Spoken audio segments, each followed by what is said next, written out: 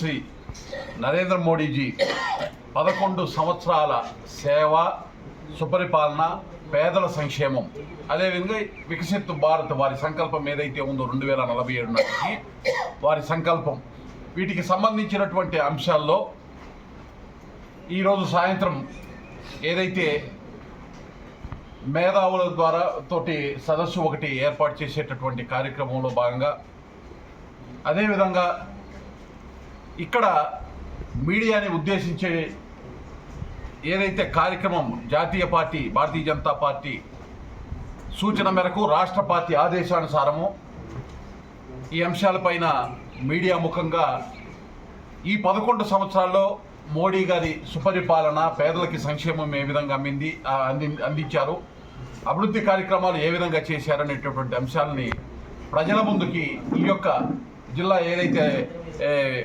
ఉందో రాజంపేట నుండి సంబంధించినటువంటి అన్నమయ్య జిల్లా ఏదైతే ఉందో అన్నమయ్య జిల్లాకి ఇక్కడికి పర్యటనకి రావటము, ఇక్కడ నుంచి రైతులకి టమాటా రైతులకి సంబంధించిన కార్యక్రమం కూడా తర్వాత ఈ యొక్క మీడియా సమావేశం అనంతరం మార్కెట్ యార్డ్లో అక్కడ అధికారులతోటి వాటికి సంబంధించి కూడా మాట్లాడటం జరుగుతుంది. అయితే ముఖ్యంగా ఈరోజు ఏదైతే దేశ ప్రజలు వరుసగా 3 సార్లు ప్రధానమంత్రిగా నరేంద్ర మోడీ గారిని ఎన్నిక చేసుకోవటం, వారు ఇప్పటి వరకు 11 సంవత్సరాల నిరంతర సేవని ప్రజలకి అందించేటటువంటి విధంగా సుపరిపాలనని సాగించటము, ప్రజల్ని అభివృద్ధిలో మమేక్యం చేసి 2047 నాటికి వికసిత భారత్గా భారతదేశాన్ని రూపుదిద్దడం, దానిలో భాగంగా ఆంధ్రప్రదేశ్కి వివిధ రకాల అభివృద్ధి కార్యక్రమాలని, సంక్షేమ కార్యక్రమాలను అందించడం, అదేవిధంగా అన్నమయ్య జిల్లాలో ఇక్కడ ఆ యొక్క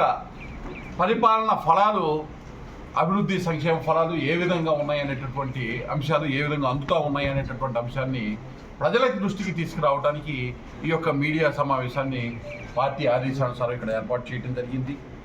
అంత్యోదయ స్ఫూర్తితోటి, అంటే చిట్ట చివరి లబ్ధిదారు వరకు కూడా పేదలకి, అర్హులైనటువంటి వారికి ప్రభుత్వ ఫలాలు అందేటటువంటి విధంగా సామాజిక, ఆర్థిక, పారిశ్రామిక అభివృద్ధి కోసం ఏ అయితే మౌలిక సదుపాయాలని కల్పించాలి అనేటటువంటి ఒక ఉద్దేశంతో వారి యొక్క సేవల్ని, ప్రధానమంత్రి గారు సేవల్ని ప్రజలకి అందించేటటువంటి పరిస్థితి, అలాగే సకాలంలో వాటిని పూర్తి చేసేటటువంటి విధంగా ప్రణాళికల్ని తయారు చేశారు. దానిలో ప్రధానమంత్రి మోడీ గారి యొక్క విశిష్ట నాయకత్వం, ఆత్మనిర్భర భారత్, వికసిత భారత్లో మమేకం అయ్యేటటువంటి విధంగా ప్రజలందరినీ కూడా భాగస్వామ్యం అయ్యేటటువంటి విధంగా పరిపాలన సాగిస్తున్నటువంటి పరిస్థితి, దేశం కూడా పురోగమ అభివృద్ధి వైపు ముందుకు వెళ్తున్నటువంటి పరిస్థితి వాళ్ళు చూస్తూ ఉన్నాం. ముఖ్యంగా పహల్గామ్లో మత ఆధారితంగా అక్కడ ఎవరైతే ఉగ్రవాద దాడుల్లో మరణించినటువంటి 26 మంది ఎవరైతే అమాయక ప్రజలు ఎవరైతే ఉన్నారో వారి ఆత్మ శాంతి కలిగిస్తూ వారి కుటుంబాలకి న్యాయం చేయాలి అనేటటువంటి ఉద్దేశంతో మనందరికీ తెలుసు ఆపరేషన్ సింధూర్ తీసుకున్నారు.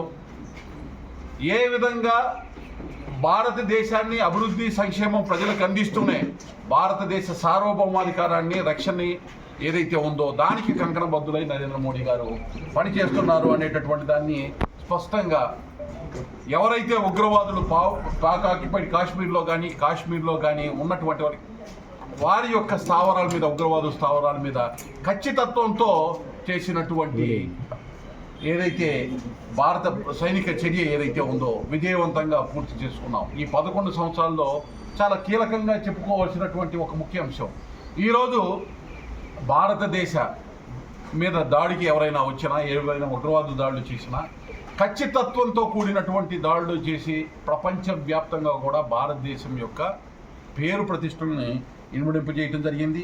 అలాగే 2014లో ప్రధానమంత్రి నరేంద్ర మోడీ గారు అధికారాన్ని చేపట్టే సమయానికి భారతదేశ ఆర్థిక వ్యవస్థ ప్రపంచంలో 11వ స్థానంలో ఉంది. ఈరోజు 2025 నాటికి ప్రపంచంలోనే 4వ అతిపెద్ద ఆర్థిక వ్యవస్థగా, ఈ మధ్యనే జపాన్ 5వ స్థానంలోకి నెట్టి 4వ స్థానంలోకి వాళ్ళ భారతదేశం వచ్చింది. 4,20,000 కోట్లు, $4.2 ట్రిలియన్ ఎకానమీగా భారతదేశాన్ని రూపొందించే దానిలో మోడీ గారి యొక్క పాత్ర అనిర్వచనీయం. రాబోయే 2-3 సంవత్సరాల్లో ఈ యొక్క ఆర్థిక వ్యవస్థ ప్రపంచంలో 3వ స్థానానికి తీసుకెళ్లేటటువంటి ప్రయత్నం జరుగుతూ ఉంది. అదేవిధంగా 2047 నాటికి వికసిత భారత్ ఏదైతే సంకల్పంతో పనిచేస్తున్నారో $30 ట్రిలియన్ ఎకానమీగా భారతదేశాన్ని తీసుకువెళ్ళటము, $26,000 తలసరి ఆదాయం వచ్చేటటువంటి విధంగా ప్రజల యొక్క ఆదాయ వనరులు పెంచేదానికి ఏ విధమైన కార్యాచరణ తీసుకోవాలనే దాని మీద ప్రణాళికలతోటి ముందుకు వెళ్తూ ఉన్నారు ప్రధానమంత్రి నరేంద్ర మోడీ గారు. దేశంలో అన్ని వర్గాల ప్రజల జీవితాల్లో వెలుగుని నింపేటటువంటి విధంగా ఉద్యోగ ఉపాధి అవకాశాలు సమగ్ర అభివృద్ధి వైపు వెళ్ళేటటువంటి విధంగా పరిపాలన కార్యక్రమాల్లో సంస్కరణల బాటలో వెళ్ళారు. ఆయన ఒక మాట అంటారు, రిఫార్మ్, పెర్ఫార్మ్, ట్రాన్స్ఫార్మ్. అంటే సంస్కరణలు అభివృద్ధిలో మమేకం చేయడానికి ప్రజల్ని తీసుకోవాల్సిన సంస్కరణలు, తీసుకున్న సంస్కరణని అమలుపరిచినటువంటి ఈ సంస్కరణల ద్వారా ఫలితాలు సాధించడం, దేశం యొక్క స్థితిగతుల్ని మార్చడం, ఇది ఆయన తీసుకున్నటువంటి అతి ముఖ్యమైనటువంటి దీక్ష. అత్యంత పట్టుదలతో ఆ దీక్షలో ఆయన ముందుకు సాగుతూ ఉన్నారు. ఇవాళ ఒక్కసారి మీరు గమనించండి, డిజిటల్ ట్రాన్సాక్షన్ అంటే గతంలో భారతదేశం అట్టడుగు స్థానంలో ఉన్నటువంటి పరిస్థితి. ఈరోజు ప్రపంచం మొత్తంలో ఉన్నటువంటి డిజిటల్ ట్రాన్సాక్షన్ 49% ఒక్క భారతదేశంలో జరుగుతూ ప్రపంచంలోనే అత్యధిక డిజిటల్ ట్రాన్సాక్షన్లు చేస్తున్నటువంటి దేశంగా ప్రధానమంత్రి నరేంద్ర మోడీ గారి యొక్క సారథ్యంలో దూసుకొని ముందుకు వెళ్తూ ఉంది.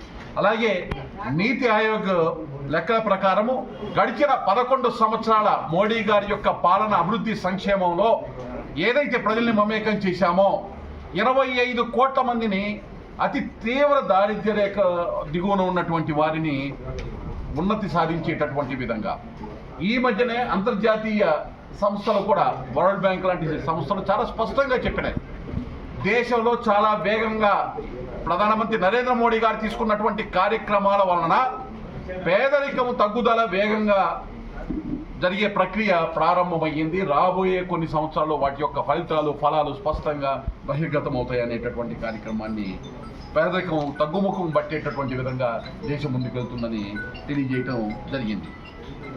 వికసిత భారత సాధనలో అవిశ్రాంత కృషితోటి ఈ రోజున జీడిపి అలాగే తలసరి జీడిపి తలసరి ఆదాయం పెంచేటటువంటి విధంగా ఇవాళ కేంద్ర ప్రభుత్వం లక్ష్యంతో ముందుకెళ్తుంది.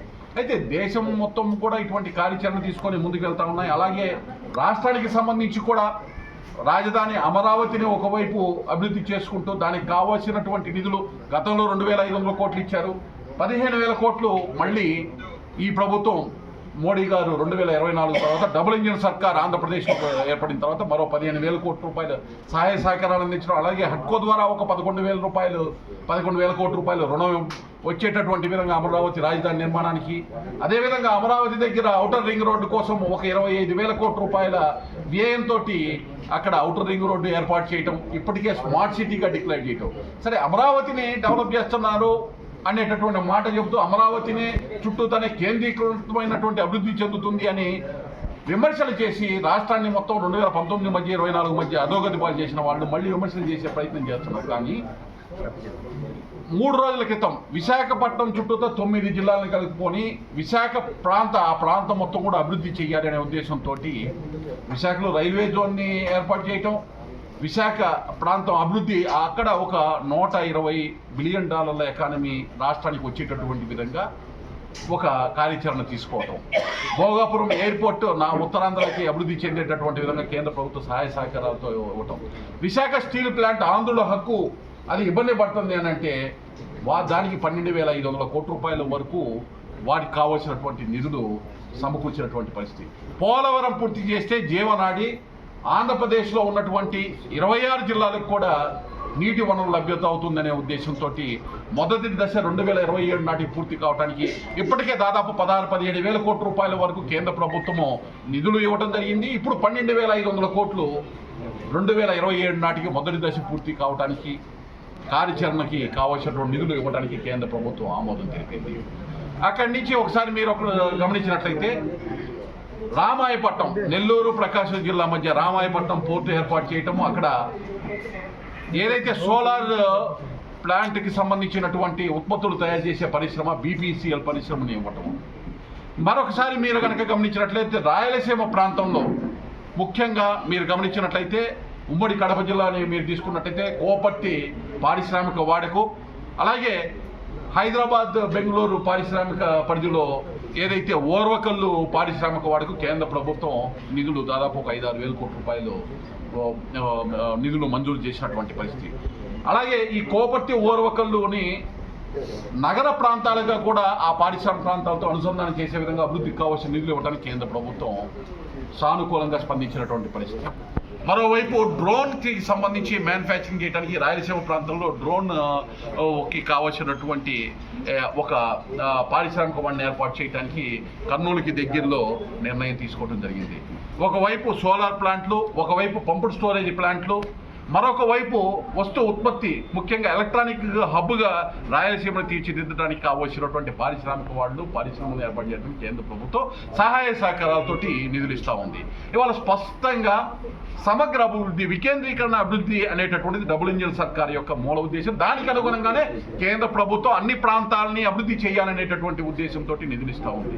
పర్యాటక రంగం అభివృద్ధి కోసం స్వదేశీ దర్శన్, ప్రసాద్ స్కీముల కింద నిధులు ఇస్తూ ఉన్నాం.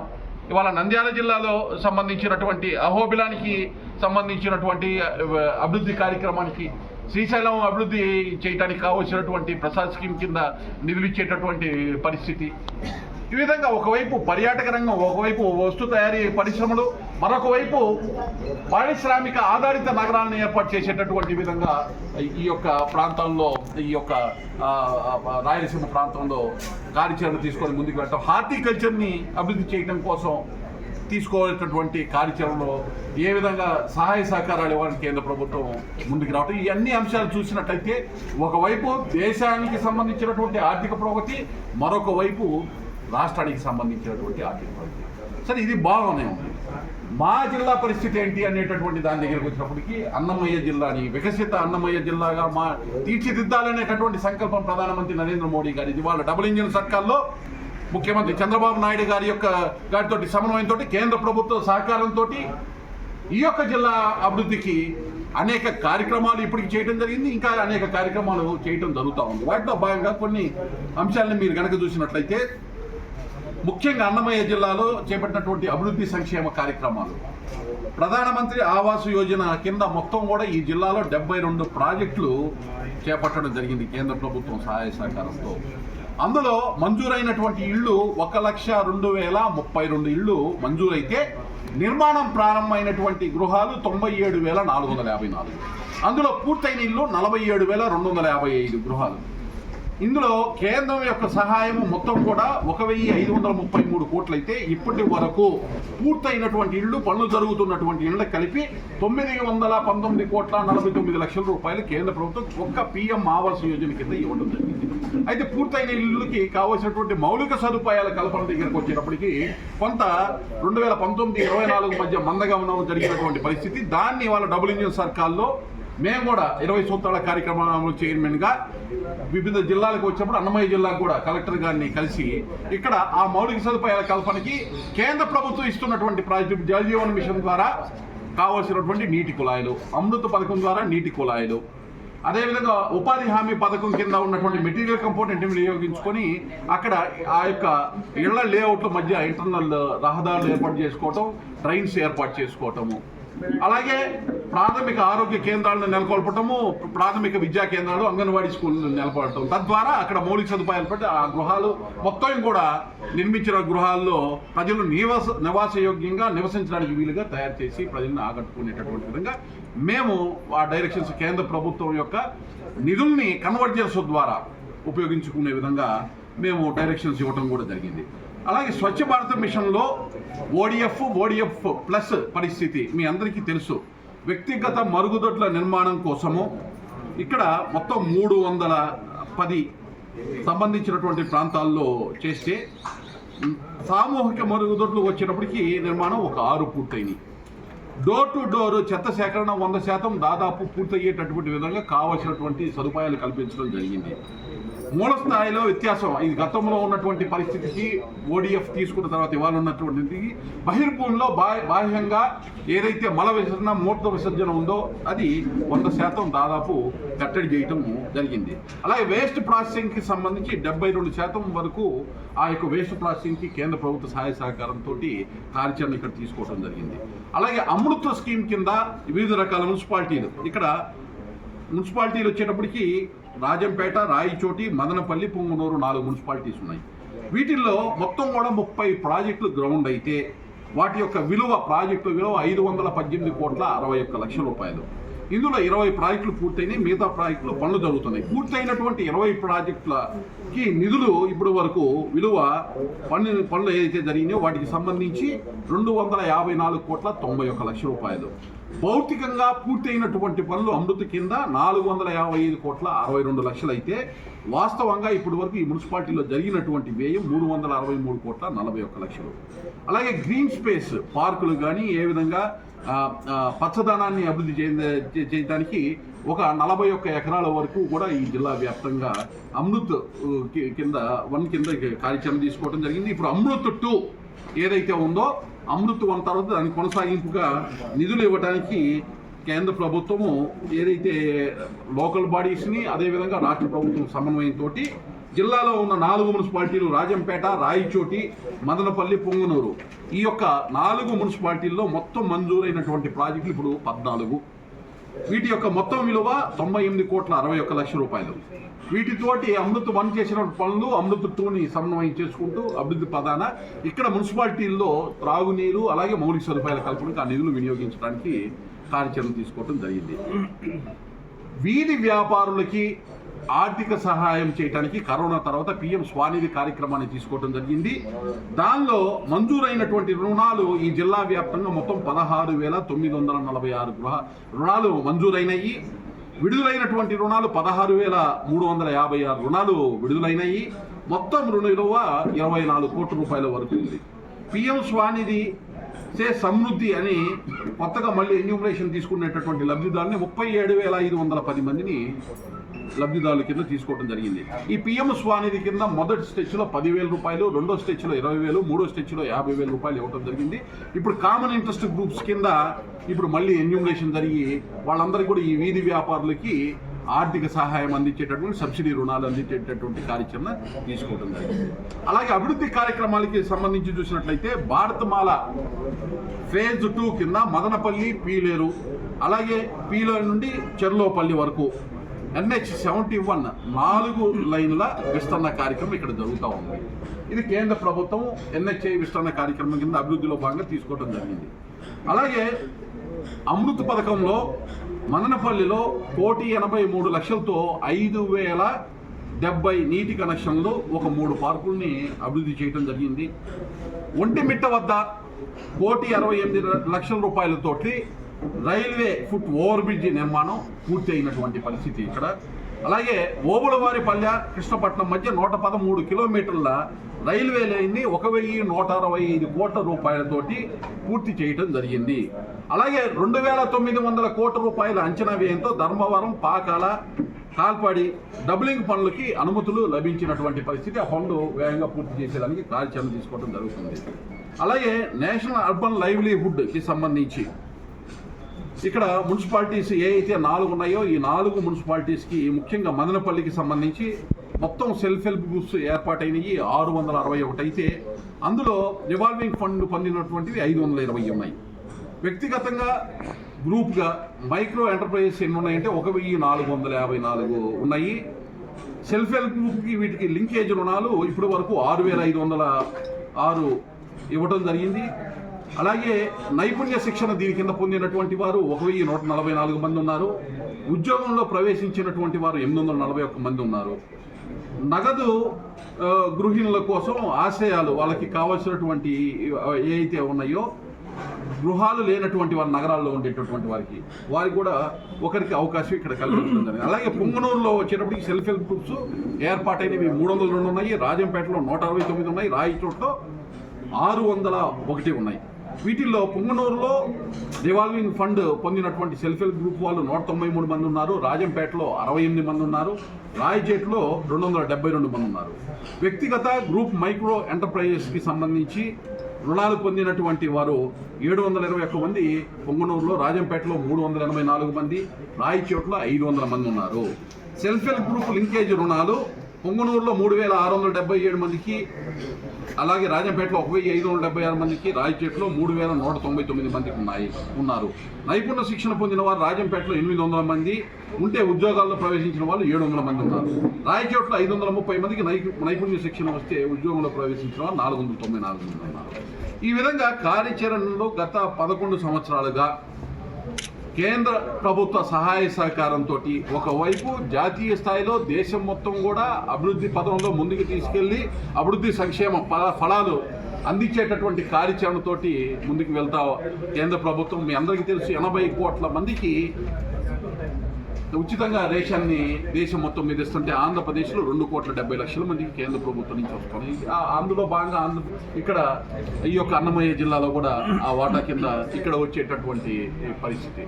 ఈ విధంగా ఒకవైపు తల్లి గర్భంలో ఉండేటటువంటి ఒక పిల్లవాడి దగ్గర నుంచి ఆ తల్లికి సంబంధించి పోషణకి సంబంధించినటువంటి పౌష్టికాహారం దగ్గర నుంచి, వారు నివసించడానికి కావాల్సినటువంటి గృహాన్ని దగ్గర నుంచి, వారికి కావాల్సినటువంటి వైద్య సౌకర్యాలకు కావాల్సినటువంటి ఆయుష్మాన్ భారత్ స్కీమ్ దగ్గర నుంచి, వాళ్ళ జీవనాలు కొనసాగించడానికి కావాల్సినటువంటి వ్యాపకాల కోసం అవసరమైనటువంటి పిఎం స్వానిధి, పిఎం విశ్వకర్మ లాంటి చేతి వృత్తులు సంబంధించినటువంటి, అలాగే లక్పతి దీదీలుగా మహిళలు తీర్చిదిద్దేటటువంటి విధంగా సెల్ఫ్ హెల్ప్ గ్రూప్స్ నుంచి వారికి కన్వర్జెన్స్ ద్వారా ఆదాయ వనరులు పెంచేటటువంటి విధంగా, వారికి ఏదైనా వారి కుటుంబాల్లో కానీ వారికి ఇబ్బంది అయితే వారికి కావాల్సినటువంటి జీవిత బీమాకి సంబంధించినటువంటి అవకాశాలు కల్పిస్తూ, రైతులకి సంబంధించి ముఖ్యంగా పిఎం కిసాన్ సమ్మాన్ నిధి ద్వారా వారికి చేయూతనిచ్చి ఆదుకుంటూ, అలాగే వారికి ఇచ్చేటటువంటి యూరియా బ్యాగ్కి 2,000 రూపాయలు పైగా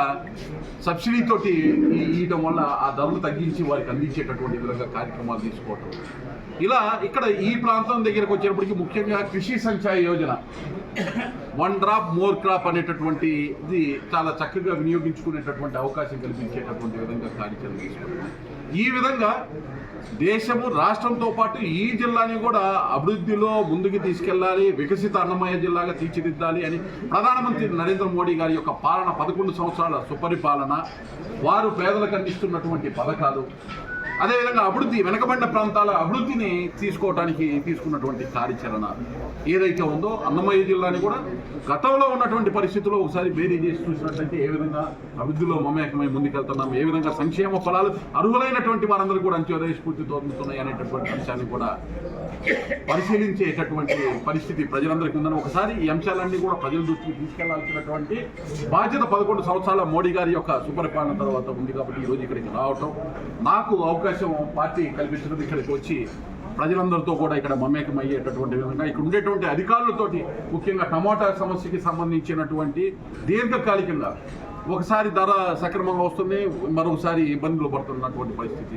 ప్రాసెసింగ్ ప్లాంట్స్ పెట్టాలంటే ఏ విధంగా పెట్టాలి, ప్రాసెసింగ్ ప్లాంట్స్ పెట్టాలన్నా కూడా మామిడికాయ సీజన్ వచ్చినప్పుడు ఈ టమాటాలకు సంబంధించిన ప్రాసెసింగ్ జరగట్లేదు. దీర్ఘకాలికంగా టమాటాకి డెడికేటెడ్గా ప్రాసెసింగ్ చేసేటటువంటిది ఏ విధంగా ఉండాలనే దాన్ని కూడా ఇక్కడికి వస్తున్నాం కాబట్టి మోడీ గారి యొక్క సుపరిపాలనకు సంబంధించిన కార్యక్రమం వారిని కూడా అధికారులను 20 సూత్రాల కార్యక్రమాలు అమలు చేయమనగా, ఈ కార్యక్రమం అయిపోయిన తర్వాత 3 నుంచి 4:30 దాకా వారితోటి కూర్చొని సమీక్ష, అగ్రికల్చర్, హార్టికల్చర్, అలాగే ఇండస్ట్రీస్ శాఖలకు సంబంధించినటువంటి అధికారులను కూడా రమ్మని చెప్పడం జరిగింది.